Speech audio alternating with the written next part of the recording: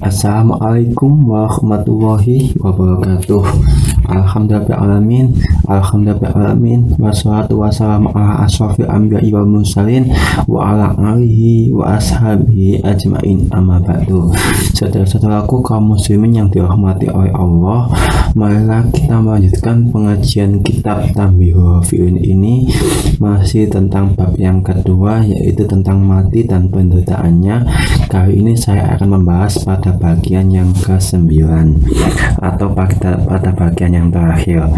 Pada bagian yang ke-8, pada bagian sebelumnya saya sudah menjelaskan tentang ciri-ciri orang-orang yang sudah sadar tentang kelalaiannya terhadap Allah, yaitu ada 4 macam. Yang pertama adalah ayyudabil amra bil qanaati was taswifi, yaitu senantiasa mengatur masalah dunianya dengan cara qanaah, menerima apa adanya. Setelah ia berjuang keras, setelah ia berusaha, dia menerima apa yang telah diberikan oleh Allah, dan dia tidak pendek akal atau pendek waktu dalam menerima kondisi seperti itu. Selalu memiliki akal yang terus digunakan untuk bersyukur kepada Allah, yaitu ciri-ciri orang-orang yang sudah sadar terhadap kelalaiannya. Dan yang kedua adalah ayyudabil amr akhirati bil khaldi wa ta'jili, yaitu senantiasa mengatur masalah akhiratnya dengan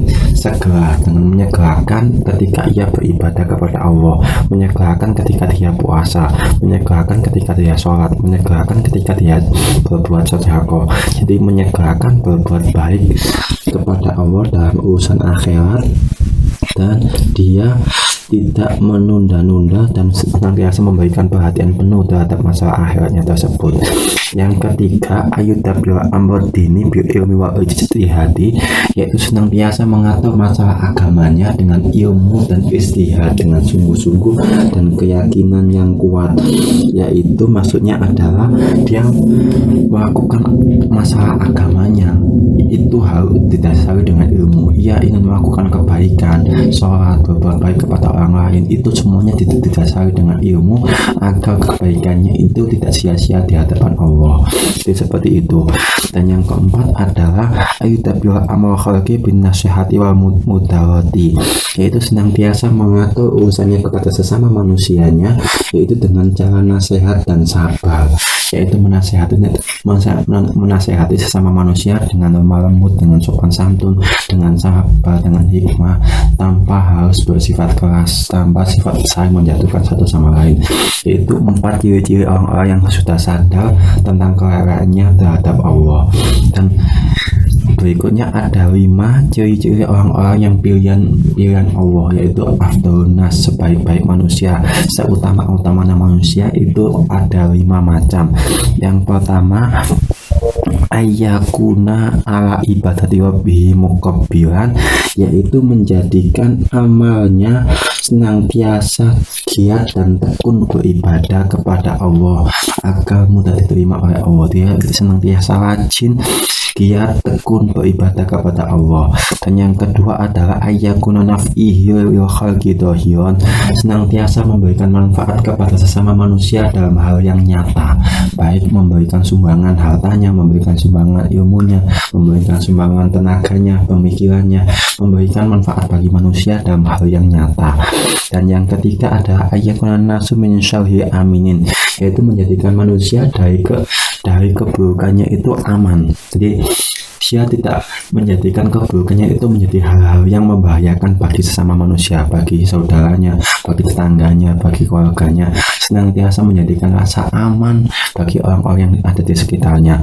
Dan yang keempat adalah ayyakuna aman fi aidin nasi ayyasaba, yaitu senantiasa ia tidak iri kepada milik orang lain. Ia akan senantiasa bahagia terhadap pemberian Allah kepada sesama saudaranya, kepada tetangganya. Ia tidak memiliki rasa dengki, rasa hasud terhadap sesama saudaranya, terhadap sesama tetangganya. Dan yang kelima adalah ayyakuna lil mauti musta'idan, yaitu senantiasa ia mempersiapkan kematiannya mempersiapkan dengan bekal kebaikan sebanyak-banyaknya untuk hal kematian, yaitu adalah lima hal yang menyebabkan manusia itu dikatakan seutama-utamanya manusia. Terus saya lanjutkan lagi untuk pembahasan kali ini, yaitu nasihat dari pengarang kitab Al-Musannif. A'udzubillahi minasyaitonirrajim. Bismillahirrahmanirrahim. Wa'lam lan wasio ya akhi lanang ingsun ana sak temene kita iku kholiqna den ciptaaken kita den dadekaken kita kaya mauti kedue wong kang mati wa mahroba lan ora ana panggonan lumayu iku maujud minhu saking maut. Qala dawu sapa Allah Ta'ala surat Az-Zumar ayat 30. A'udzubillahi minasyaitonirrajim. Bismillahirrahmanirrahim. Innaka mayyitun wa innahum mayyitun. Innaka satamene sira Muhammad iku mayitun wong kang mati wa innahum satamene wong kang musyrik kabeh iku mau iku mayituna padha wong mati kabeh.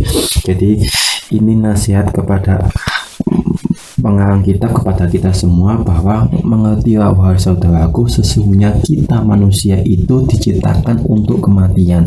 Kita itu berjalan menuju kematian, kita itu hidup untuk kematian. Jadi apapun yang kita lakukan di dunia ini akan menjadi hal bertanggung-jawaban besok ketika kita sudah mati. Maka Allah berfirman dalam surat Az-Zumar ayat 30, sesungguhnya engkau wahai Muhammad, Nabi Muhammad, engkau adalah orang-orang yang akan meninggal dunia, dan semuanya orang-orang musyrik itu juga akan meninggal dunia.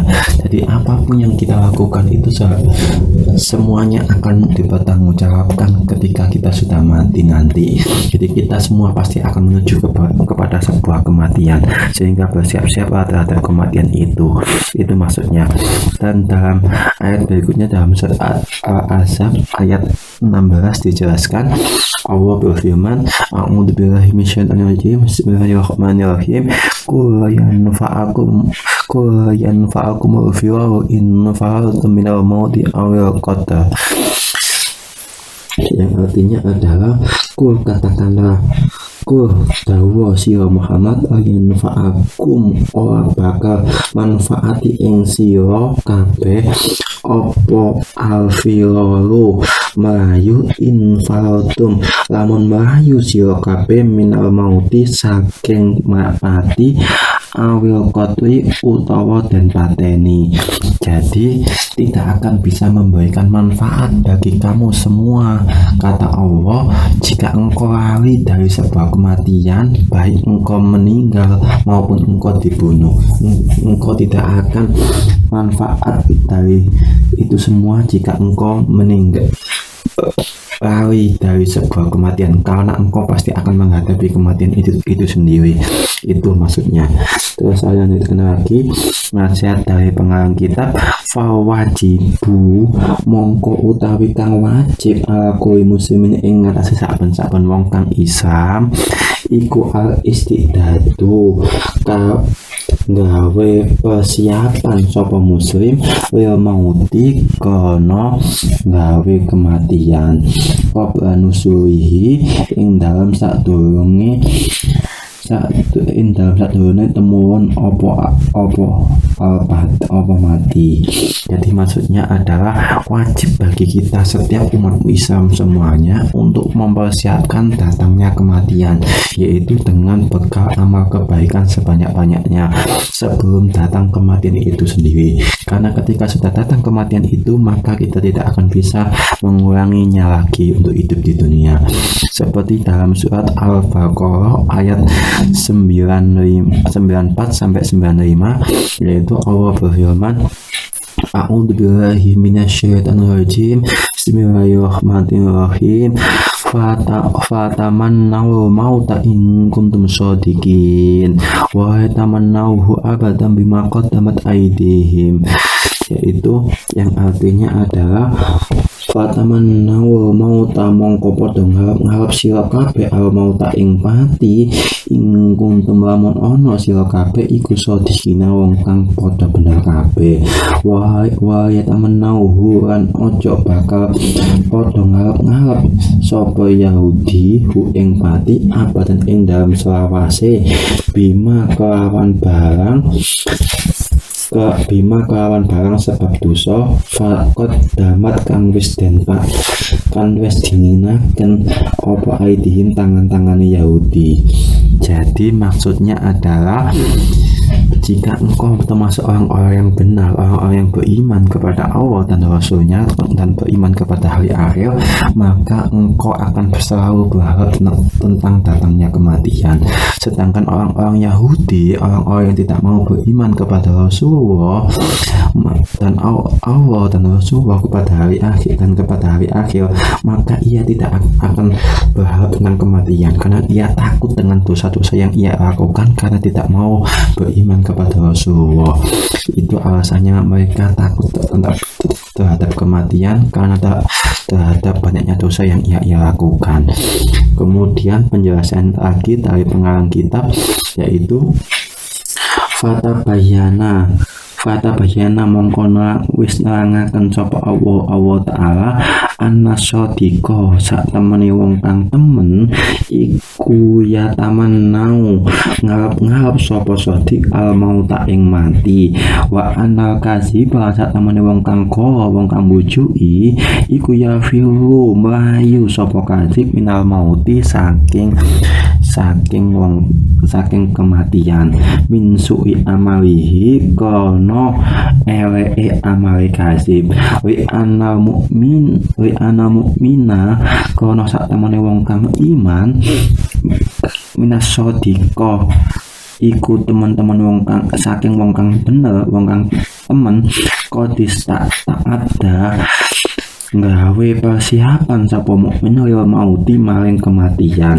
Fawa mongko utawi mukmin iku ya tamanna ngarep sapa mukmin hu ing pati istiyakon kono brontok kono rindu ya rabbihi maring pangerane mukmin kama wiya dan riwayataken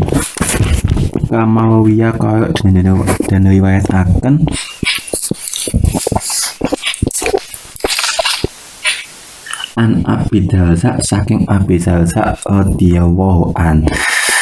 Jadi maksudnya adalah Allah benar-benar menjelaskan bahwa sesungguhnya orang-orang yang beriman, orang-orang yang benar beriman kepada Allah dan Rasulnya, maka ia akan senantiasa berharap tentang datangnya kematian. Sedangkan orang-orang yang berbohong, orang-orang pendusta, orang-orang munafik, ia akan takut terhadap datangnya kematian karena perbuatannya sendiri, perbuatan amalnya yang penuh dosa itu. Karena sesungguhnya orang-orang yang mukmin itu akan melakukan persiapan terhadap datangnya kematian dengan amal kebaikan sebanyak-banyaknya karena ia rindu ketemu dengan Tuhannya. Orang-orang mukmin itu rindu ketemu dengan Tuhannya sehingga ia berharap datangnya kematian. Ia akan mempersiapkan kematian itu dengan sebaik-baiknya, dengan amal sebaik-baiknya.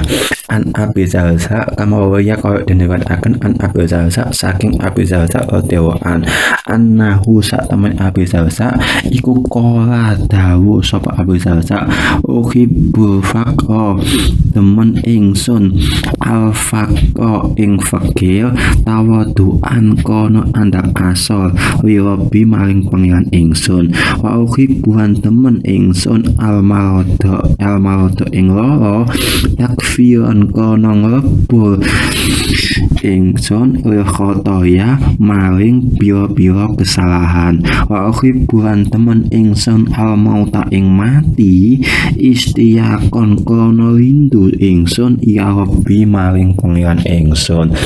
Seperti yang diriwayatkan dari sahabat Abu Darda, beliau mengatakan bahwa aku senang tentang sebuah kefakiran karena kefakiran itu akan membuatku semakin tawaduk, semakin andap asor, semakin semakin merendah diri di hadapan Allah, di hadapan Tuhanku, dan aku senang terhadap datangnya kesakitan yang ada dalam tubuhku, karena sakit dalam tubuhku itu akan meleburkan semua kesalahan dan dosa-dosaku. Dan aku senang terhadap datangnya kematian, karena kematian itu akan menyebabkan aku semakin rindu untuk ketemu kepada Tuhanku. Demikian yang diucapkan oleh Abu Darda, betapa hal-hal yang kita tidak duga tapi itu bisa bermanfaat untuk kita, yaitu tentang sebuah kefakiran yang dapat menyebabkan kita semakin rendah hati di hadapan Allah, yaitu rasa sakit dalam tubuh kita yang menyebabkan dosa-dosa kita bisa hilang. Dan yang ketiga adalah sebuah kematian yang menyebabkan kita bisa rindu untuk ketemu dengan Allah. Jadi seorang mukmin yang baik itu akan senantiasa merindukan kematian, karena dengan datangnya sebuah kematian itu adalah jalan untuk menujunya untuk bertemu dengan Tuhannya, untuk rindu kepada Tuhannya. Yaitu selanjutnya lagi riwayat dari sahabat Abdullah bin Mas'ud, wawian dan diriwayatkan an Abdullah bin Mas'ud saking Abdullah bin Mas'ud radhiyallahu an qala dawu sapa Abdullah bin Mas'ud, ma min nafsin ora ana utawi awak-awakan iku baratun kang bagus au fajion utawa racun ila wal mautu kejaba iku utawi wong mati khairun iku luwih bagus lah kedue nafsen awak-awakan fa inka mongko ana apa nafsen awak-awakan iku baratun wong kang bagus. Kata Sayyidina Ibnu Abdul Mas'ud mengatakan bahwa tidak ada seorang pun di antara kita, meskipun orang baik ataupun orang yang rusak, pasti akan merasakan kematian. Dan di antara mereka yang akan bangga terhadap kematiannya adalah yaitu orang-orang yang meninggal dalam kondisi yang baik. Seperti dalam firman Allah dalam surat Ali Imran ayat 198, A'udzubillahi minasyaitonir rajim, bismillahirrahmanirrahim, wa ma innahu khairul abrar, wa ma Quran utawi barang inna wa ing dalam ngersani Gusti Allah iku khairul api oi bagus abrori kedue wong kang bagus. Jadi sesungguhnya sesuatu yang paling baik di hadapan Allah itu adalah orang yang paling baik di antara kalian, orang-orang yang baik di antara kalian, yaitu Allah sangat bahagia rindu kepada orang-orang yang baik, maka orang-orang yang mukmin yang baik akan juga rindu ketika bertemu dengan Allah.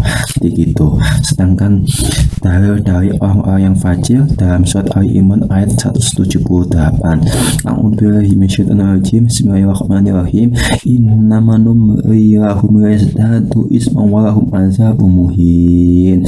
Innama angin pastine innamanum angin pastine ngundurake ingsun Allah lahum maring wong kang kafir yazdatu supaya tambah apa wong kafir siksane apane isman dosane walahum lan tetep kedue wong kang kafir iku azabun muhin siksa kang ngasolaken. Jadi Allah membiarkan orang-orang kafir, orang-orang musyrik itu untuk hidup berlama-lama di dunia supaya dosanya bertambah dan supaya siksanya bisa di akhirat semakin lama semakin menghina-hinakan. Itu alasannya Allah kenapa membiarkan orang-orang kafir untuk tetap hidup di dunia dalam keadaan biasa-biasa saja, karena suatu saat nanti ketika di hari akhir Allah akan membalasnya dengan siksaan yang sangat pedih dan yang sangat lama. Jadi seperti itu. Kemudian saya lanjutkan lagi, yaitu hadis yang diriwayatkan oleh sahabat Anas radhiyallahu anhu, waluyan dan diriwayatkan Anas bin Malik saking sahabat Anas bin Malik radhiyallahu anhu, Nabi saking Nabi sallallahu alaihi wasallam, annahu satemen Nabi iku qala dawuh sapa Nabi, al mautu utawi mati iku hatul mukminin kang dadi kepenake wong kang iman. Jadi kematian itu akan menjadi kenikmatan bagi orang-orang yang benar-benar iman kepada Allah dan Rasulnya dan kepada hari akhir. Akan menjadi kenikmatan karena di saat itulah cobaannya sudah berakhir dan ia akan merasakan nikmatnya ketika bertemu dengan Allah. sesudah kematian itu. Makanya menjadi kenikmatan tersendiri bagi orang-orang yang mukmin terhadap sebuah kematian itu. Berikutnya hadis yang diriwayatkan dari sahabat Sayyidina Abdullah bin Mas'ud radhiyallahu anhu. Wawiyan dan diriwayatkan an Ibnu Mas'udin saking sahabat Sayyidina Ibnu Mas'ud radhiyallahu anhu Nabi saking Nabi sallallahu alaihi wasallam annahu sak temene kanjeng Nabi iku su'ila den takoni sapa kanjeng Nabi ayyu mukminina utawi indi wong mukmin iku afdhalu wa utama ya Rasulullah. Qala jawab sapa Rasulullah ahsanuhum utawi bagus-bagus wong mukmin apa khulqan budi bakatine. Jadi ada yang bertanya kepada Rasulullah dari sahabat Ibnu Mas'ud radhiyallahu anhu, mukmin yang bagaimana ya Rasulullah yang lebih utama itu? Kata Rasulullah, mukmin yang utama itu adalah mukmin yang budi pekertinya bagus, yang budi pekertinya mulia di hadapan Allah dan di hadapan kepada sesama manusia. Itu kata Rasulullah.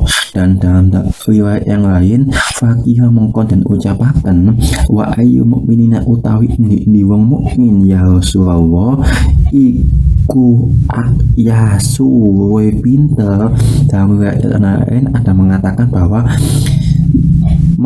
apa ciri-ciri orang mukmin yang pintar itu ya Rasulullah? Kemudian Rasulullah mengatakan qala dawu sapa Rasulullah aksauhum utawi ake-ake wong mukmin mau tikon maring kematian opane zakon apane sikon ilingi. Yaitu orang mukmin yang paling pintar, yang paling pandai, yang paling cerdas itu adalah orang mukmin yang senantiasa mengingat kematian.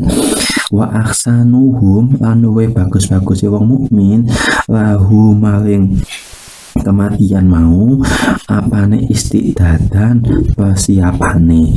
Dan orang-orang mukmin yang paling bagus yaitu orang-orang yang senantiasa melakukan persiapan sebanyak-banyaknya untuk sebuah kematian. Jadi dalam riwayat yang lain, orang mukmin yang pintar itu adalah orang yang senantiasa ingat tentang kematian, dan orang-orang yang paling bagus adalah orang-orang yang mempersiapkan tentang kematian tersebut. Yaitu ciri-ciri orang-orang mukmin yang pintar dan orang-orang mukmin yang bagus menurut Rasulullah. Kemudian dia senantiasa akan mempersiapkan ibadah kebaikan sebanyak-banyaknya untuk menghadapi kematiannya karena ia rindu terhadap Allah, terhadap ketemu kepada Allah, yaitu orang-orang yang paling pintar dan yang paling bagus terhadap seberapa besar banyaknya ia mempersiapkan kematian. Dan dalam riwayat lain Rasulullah juga berfirman qala dawu sapa Nabi sallallahu alaihi wasallam al-kaisu utai wong kang pinter iku man wong dana nafsahu kang nuduhaken sapa man nafsahu ing nafsune man wa